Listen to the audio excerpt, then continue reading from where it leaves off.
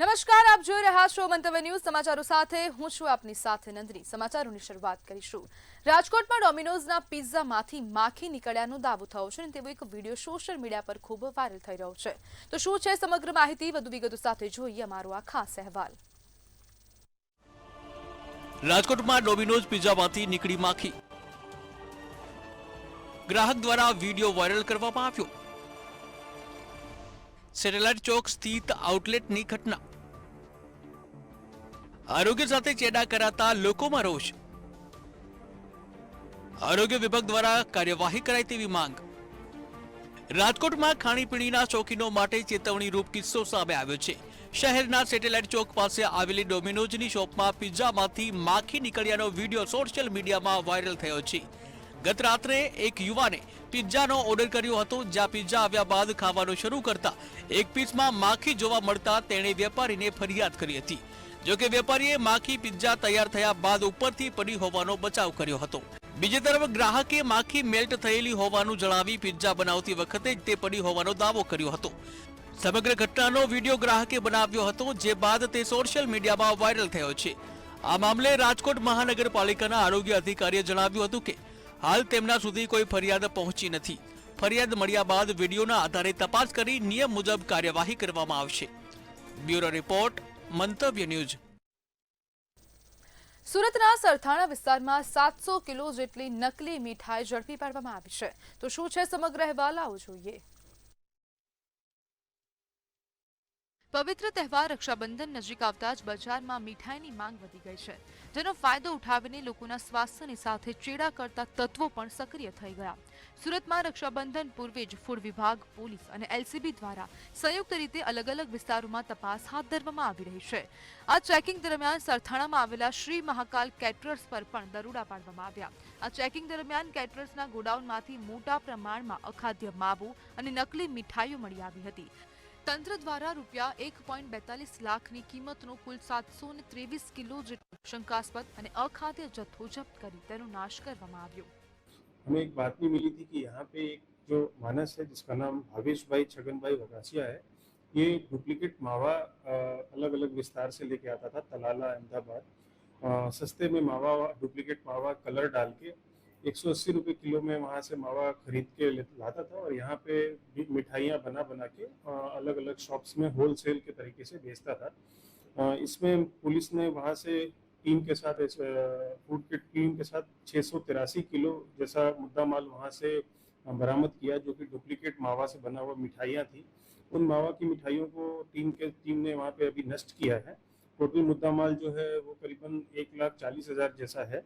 Food વિભાગે સ્થળ પરથી વિવિધ સેમ્પલ લઈને તપાસ અર્થે લેબોરેટરીમાં મોકલવામાં આવ્યા છે। તમામ નકલી માવા અને મીઠાઈના જથ્થાનો જાહેરમાં નાશ કરવામાં આવ્યો, જેથી તે બજારમાં વેચાઈ ન શકે। સમગ્ર મામલે પોલીસે મહાકાલ કેટરર્સના સંચાલક ભાવેશ વઘાસિયાની સામે ગુનો નોંધ્યો છે અને તેની ધરપકડ કરી છે। આ ભેળસેળ યોગ્ય સામગ્રી ક્યાંથી લાવવામાં આવી હતી અને કોને સપ્લાય કરવાની હતી તે અંગે તપાસ હાથ ધરવામાં આવી। તહેવારોમાં ભેળસેડિયાઓ સામેની આ કડક કાર્યવાહીથી અન્ય ભેળસેડિયા તત્વો અને વેપારીઓમાં ફફડાટ વ્યાપી ગયો છે। બ્યુરો રિપોર્ટ, મંતવ્ય ન્યૂઝ। સુરેન્દ્રનગરના રતનપર વિસ્તારમાં રેશન કાર્ડ ધારકોએ રેશનિંગ દુકાનદારની સામે ઉગ્ર રજૂઆત કરી। મળવાપાત્ર અનાજ નહીં મળતા લોકોમાં રોષ જોવા મળી રહ્યો છે। દુકાન સમયસર નહીં ખુલતા રેશન કાર્ડ ધારકોને કલાકો સુધી દુકાન બહાર બેસી રહેવાની ફરજ પડી રહી હતી। સ્થાનિકોએ દુકાનદારની સામે કડક કાર્યવાહી કરવાની માંગ પણ કરી છે, સાથે જ નિયમિત રીતે પૂરતો અનાજનો જથ્થો ઉપલબ્ધ કરાવવાની માંગ કરવામાં આવી। તો શું છે સમગ્ર મામલો, જોઈએ અહેવાલમાં। રેશન કાર્ડ ધારકોનો ઉગ્ર રોષ, રેશનિંગ દુકાનદાર સામે રજૂઆત, અનાજ નહીં મળતા લોકોમાં રોષ, દુકાન બહાર કલાકો સુધી રાહ, કડક કાર્યવાહી કરવાની માંગ। સુરેન્દ્રનગરના રતનપર વિસ્તારમાં રેશન કાર્ડ ધારકોએ રેશનિંગ દુકાનદાર સામે ઉગ્ર રજૂઆત કરી હતી। મળવાપાત્ર અનાજનો જથ્થો નહીં મળતા લોકોમાં ભારે રોષ જોવા મળ્યો। આ ઉપરાંત રેશનિંગ દુકાન સમયસર નહીં ખુલતા લાભાર્થીઓને કલાકો સુધી દુકાનની બહાર રાહ જોવી પડી હતી। સ્થાનિકોએ દુકાનદારની કામગીરી સામે નારાજગી વ્યક્ત કરી કડક કાર્યવાહી કરવાની માંગ કરી છે। આ સાથે જ રેશન કાર્ડ ધારકોને નિયમિત અને પૂરતો અનાજનો જથ્થો ઉપલબ્ધ કરાવવામાં આવે તેવી લોકોએ માંગ કરી છે। કઈ મળતું નહીં, તેને દેતા નથી બીજું શું ટકા ખાવી 4 દી શું નથી મળતું પણ અનાજ કેટલા દિવસથી નથી મળતું મહિનેથી નાની હાટો ખાવી હિમ કાચરના દી થયા પછી પેલી પૈ દેતા નથી એક દિવસ આપ્યું નથી ના ના આપ્યું 3 દી એક જ તારી ટકા ખાવું દાડી પાડી પાડી સ્થાનિકોએ તંત્ર પાસે દુકાનદાર સામે કડક કાર્યવાહી અને રેશન કાર્ડ ધારકોને નિયમિત પૂરતો અનાજનો જથ્થો મળી રહે તેવી તાત્કાલિક વ્યવસ્થા કરવાની માંગ કરી છે. બ્યુરો રિપોર્ટ, મંતવ્ય ન્યૂઝ. ધ્રાંગધ્રાના વોર્ડ 9માં બિસ્માર રોડથી સ્થાનિકોમાં રોષ, મોટા ખાડાઓ અને અધૂરા ગટરકામથી લોકો પરેશાન. શું છે સમગ્ર માહિતી? વધુ વિગતો સાથે જોઈએ અમારો ખાસ અહેવાલ. ધ્રાંગધ્રાના વોર્ડ નંબર 9માં બિસ્માર રોડથી રોષ. પાલિકા પ્રમુખના મત વિસ્તારમાં રોડની હાલત કથળી. ખાડાઓથી વાહન ચાલકો અને રાહદારીઓ પરેશાન. અર્ધ નિર્માણધીન ગટરનું કામ અધૂરું હોવાનો આક્ષેપ. વિકાસના દાવાઓ સામે વોર્ડની સ્થિતિએ સવાલો ઉઠાવ્યા. પ્રાથમિક સુવિધાઓના અભાવનો સ્થાનિકોનો આક્ષેપ. રોડનું તાત્કાલિક સમારકામ કરવાની સ્થાનિકોની માંગ. ધ્રાંગધ્રાના વોર્ડ નંબર 9માં બિસ્માર રોડને લઈને સ્થાનિકોમાં રોષ જોવા મળી રહ્યો છે. પાલિકા પ્રમુખના મત વિસ્તારમાં જ રસ્તાની હાલત કથળી હોવાના આક્ષેપો વચ્ચે ક્લબ રોડ સહિતના વિસ્તારોમાં મોટા ખાડાઓ પડી ગયા છે, જેના કારણે વાહન ચાલકો અને રાહદારીઓને ભારે હાલાકીનો સામનો કરવો પડી રહ્યો છે. સ્થાનિકોના જણાવ્યા મુજબ અર્ધ નિર્માણધીન ગટરનું કામ પણ અધૂરું છે, જેના કારણે સમસ્યામાં વધારો થયો છે. એક તરફ વિકાસના દાવા કરવામાં આવી રહ્યા છે, ત્યારે વોર્ડ નંબર 9ની બિસ્માર રસ્તાની સ્થિતિએ તંત્રની કામગીરી સામે સવાલો ઉઠાવ્યા છે. સ્થાનિકોએ પ્રાથમિક સુવિધાના અભાવ અંગે પણ નારાજગી વ્યક્ત કરી છે. રસ્તા પરના ખાડાઓ તાત્કાલિક પૂરવા તેમજ રોડનું સમારકામ વહેલી તકે કરવામાં આવે તેવી સ્થાનિકોની માંગ છે. બ્યુરો રિપોર્ટ, મંતવ્ય ન્યૂઝ. સુરતના કતારગામ વિસ્તારમાં મિલોના ધુમાડા અને દુર્ગંધથી સ્થાનિકોમાં રોષ જોવા મળી રહ્યો છે. રહેણાંક વિસ્તારોમાં પ્રદૂષણનો મુદ્દો ગરમાયો છે. પૂર્વ મેયર દક્ષેશ માવાણીએ રાજ્યના પર્યાવરણ મંત્રીને રજૂઆત કરી. મિલોની તપાસ અને નિયમ ભંગ સામે કડક કાર્યવાહીની માંગણી પણ કરવામાં આવી છે. તો શું છે સમગ્ર સ્થિતિ? જોઈએ અહેવાલમાં. કતારગામમાં પ્રદૂષણનો મુદ્દો. મિલોના ધુમાડાથી રહેણાંક વિસ્તારો પ્રભાવિત.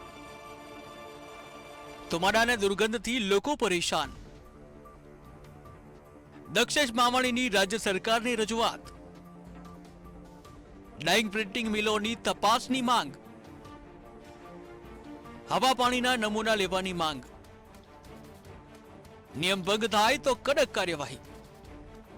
સુરતના કતારગામના રહેણાંક વિસ્તારમાં ડાઇંગ અને પ્રિન્ટિંગ મિલોના ધુમાડા અને દુર્ગંધથી સ્થાનિકો પરેશાન થયા હોવાની ફરિયાદ સામે આવી છે.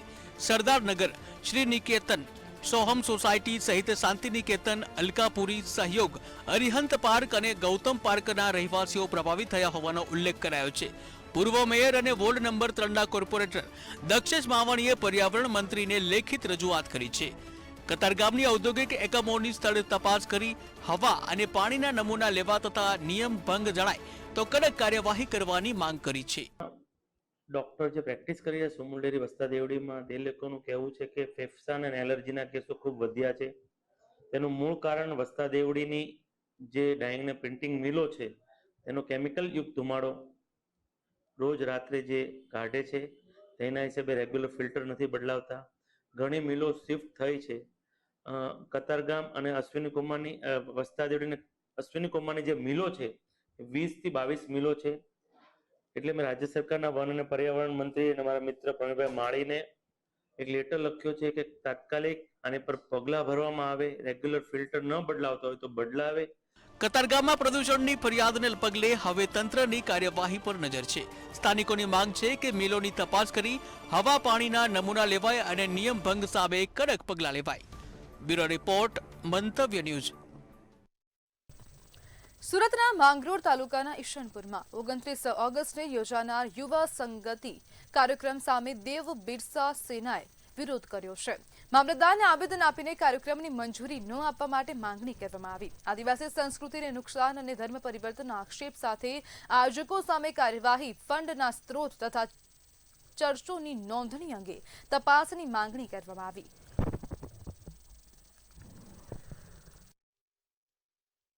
માંગ એવી છે કે અમારા આદિવાસી વિસ્તારમાં સુરત જિલ્લાના ઈસનપુર ગામે જે માંગરોળ તાલુકામાં આવેલું છે ત્યાં ખ્રિસ્તી વટલાયેલા ખ્રિસ્તીઓ દ્વારા યુવા સંગતિ કરીને ખૂબ મોટો પ્રમાણમાં એક કાર્યક્રમ થઈ રહ્યો છે. તો એ કાર્યક્રમમાં ગામે ગામથી બીજા ગામોમાંથી, બીજા તાલુકામાંથી, બીજા જિલ્લામાંથી જે આદિવાસી લોકો ત્યાં આવવાના છે. હવે આ જે કાર્યક્રમ છે જે ગામમાં થઈ રહેલો છે ત્યાં કોઈ ખ્રિસ્તી છે જ નથી, નોંધાયેલા ખ્રિસ્તી. છતાં આટલો મોટો કાર્યક્રમ જે થાય છે એ અમારા આદિવાસી સમાજને ખ્રિસ્તી બનાવવા માટે એક ખૂબ મોટું ષડયંત્ર હોય એવું અમને લાગી રહ્યું છે. એવું હતું કે માંગરોળ તાલુકાના ઈસનપુર ગામમાં હાલમાં જે યુવા સંગતિ કાર્યક્રમ થઈ રહ્યો છે એના વિરુદ્ધમાં આવેદનપત્ર આપ્યું હતું. અમારા આદિવાસીઓને ધર્માંતરણ કરાવે છે, ધર્માંતરણ અટકે, આવા જે કાર્યક્રમો બંધ થાય, તેમના જે પાસ્ટરો છે, પાદરીઓ છે, એમના પર ફંડ ક્યાંથી આવે છે, શું એ લોકો દેશ વિરોધી કંઈ કરી રહ્યા છે કે નથી, એના માટે અમે આજે આવેદનપત્ર આપવા માટે આવ્યા હતા. સુરતના કિમની સંસ્કાર વિદ્યાલય ખાતે ફાયર મોક ડ્રીલ યોજાઈ હતી. ફાયર એલાર્મ વાગતા વિદ્યાર્થીઓ અને સ્ટાફનું સલામત સ્થળાંતર કરાયું. તમામને ખુલ્લા મેદાનમાં એકત્ર કરી હાજરી ચકાસવામાં આવી.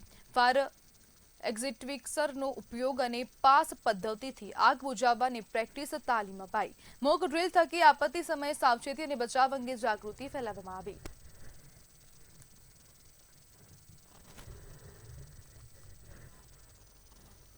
સુરતના 26 વર્ષીય ટેબલ ટેનિસ સ્ટાર માનવ ઠક્કર આગામી એશિયન ગેમ્સમાં સતત ત્રીજી વખત ભારતનું પ્રતિનિધિત્વ કરશે.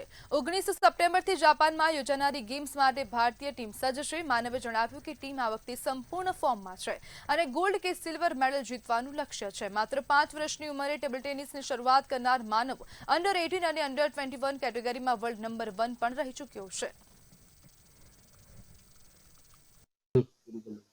સો આ મારી ત્રીજી એશિયન ગેમ્સ છે જેમાં મારું સિલેક્શન થયું છે. તો હું બહુ જ ખુશ છું કે જાપાનમાં થઈ રહેલી એશિયન ગેમ્સ સપ્ટેમ્બર 20 થી 28 થઈ રહી છે, એમાં મારું સિલેક્શન થયું છે અને આપણા ગુજરાતના 3 પ્લેયર્સ થયા છે, એમાંથી સુરતના 2 અને એમાંનો હું એક છું. રાજકોટમાં આજુ ડેમના કાંઠેથી થોડા દિવસ પહેલા મળી આવેલા 77 વર્ષીય ભિક્ષુક મહિલાના મૃતદેહના કેસમાં પોલીસે ભેદ ઉકેલી દીધો છે અને આરોપી રમેશ વૈધુકિયાની ધરપકડ કરી છે. આરોપીએ મહિલાનું અપહરણ કરી દુષ્કર્મ આચર્યા બાદ મારકૂટ કરી હત્યા કરી હતી અને પુરાવાનો નાશ કરવાનો પ્રયાસ કર્યો હતો. સીસીટીવી ફૂટેજ તથા હ્યુમન ઇન્ટેલિજન્સના આધારે પોલીસ આરોપી સુધી પહોંચી. તપાસમાં આરોપી અગાઉ પણ ગંભીર ગુનાઓમાં સંડોવાયેલો હોવાનું સામે આવ્યું.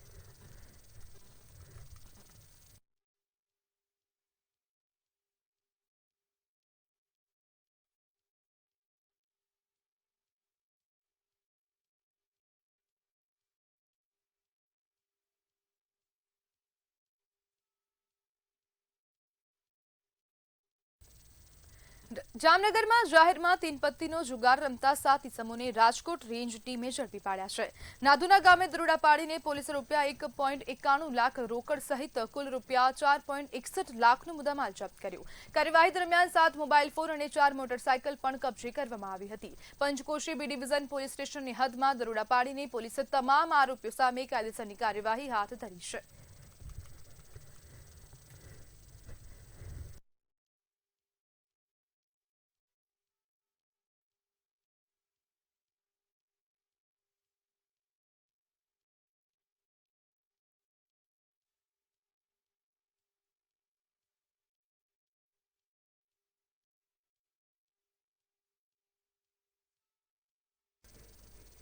તો નવાગઢમાં કારખાનામાં ભીષણ આગ લાગી. પ્રકાશ પ્રિન્ટ કારખાનાના બીજા માળે આગની ઘટના બની.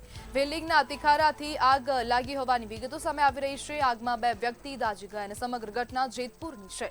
એકની હાલત ગંભીર, જૂનાગઢ ખસેડવામાં આવ્યું. 3 ફાયર ફાઈટરોએ આગ કાબૂમાં લીધી. સાડીઓ અને ટેબલો બળીને ખાખ થયા છે. ઘટના સ્થળ પર લોકોના ટોળા એકઠા થયા.